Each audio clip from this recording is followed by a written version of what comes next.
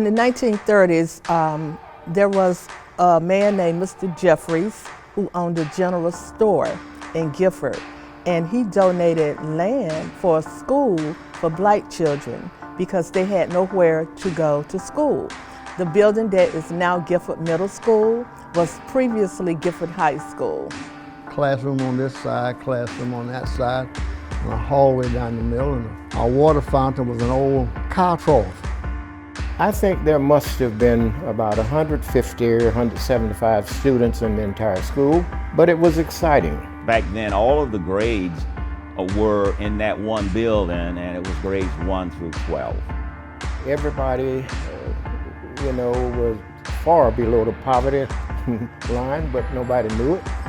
There were no school buses for us to walk, so that kept our weight down because we walked every place we went. We were all taught that we had to be self-reliant, but the experiences that I had here was that we were always told we could be whatever we wanted to be if we worked hard enough. Most of the people, the adults at that time, worked in some form of agriculture. My dad worked all his life in the groves, in the citrus groves. I had 8 siblings, and my dad never made over $5 a day all of his life. It played a role in me deciding that there must be something else for me to do other than what my dad had been doing all his life. I just knew that education was an important part of it. I came to Gifford in 1957. My mom was home economics teacher here at Gifford High School. Working my way up, I graduated from Gifford in 1964. We were a close-knitted family, I can say, here at Gifford High School. I remember every day, starting the day with prayer, songs. No one in the community thought or knew that we were poor because we were treated like kings and queens at Gifford High School. I often think of the statement, it takes a village, and Gifford had a village that raised their youth and their children in the community. I remember this community where everybody helped everybody.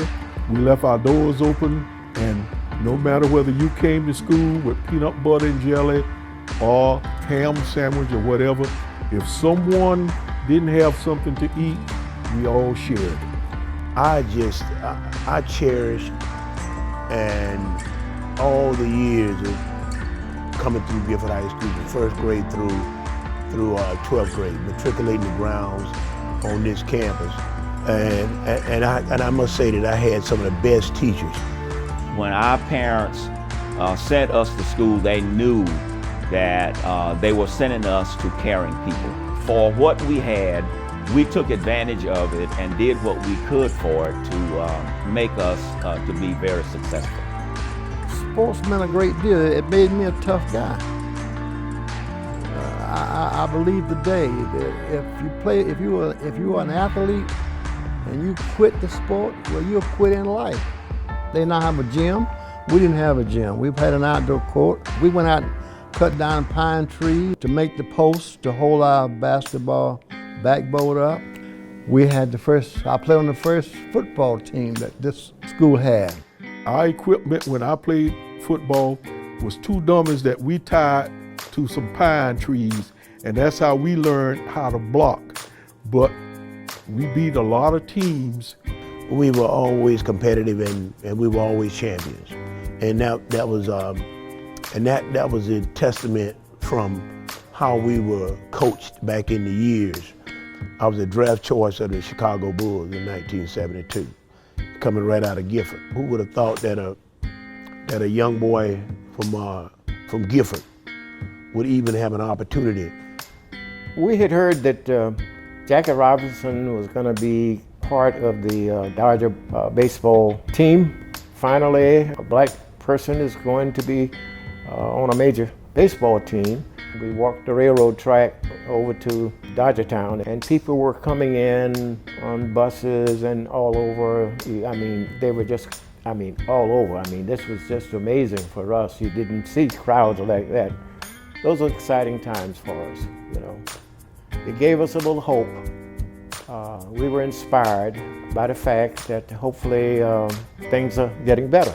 The last graduating class from Gifford High School was 1969, and after that time, integration was a part of the community, and the students were bused to Vero Beach High School and other various elementary schools throughout the county. One of the precious gifts that was left to Gifford High School was from the class of 1964. A sundial was planted as a graduating gift, and this February we would dedicate that sundial as a historic marker from the Restoration Department of the state of Florida. So yes, the young people in the community and new residents will know that there was indeed a Gifford High School. John B. Witt, the principal of Vero Beach High School, interviewed me for the 68-69 school year, and I was hired as the first African-American teacher in vocational home economics at Vero Beach High School. And I think that we were one of the first counties in the state of Florida that had a smooth transition into integration. When I pass by this school, and it brings back fond memories of my days here at Gifford High School. I was fortunate to teach at Gifford High School. In 1965, Sam Hunter, he became my principal. He was the principal of Gifford High School until we integrated, and that was in 1969. Sam came with some innovative ideas. He was quite an inspiration, involved in not only the Gifford community, but Indian River County in so many different ways. We had some very bright students. We have doctors, lawyers, you name it. Those students have done very, very well. When we had Gifford High School, we had a heart in this community. And over the years, we have lost the heart of the Gifford community. One way we are putting the heart back into our community is to open a Gifford Historic Museum. Gifford Historic Museum will serve as an inspiration, not only from the past, but where we can go in the future. My hope is that every child that walks through these doors go out into the future and realize that there's unlimited potential for them to achieve their dream and beyond, and know that there are no limits.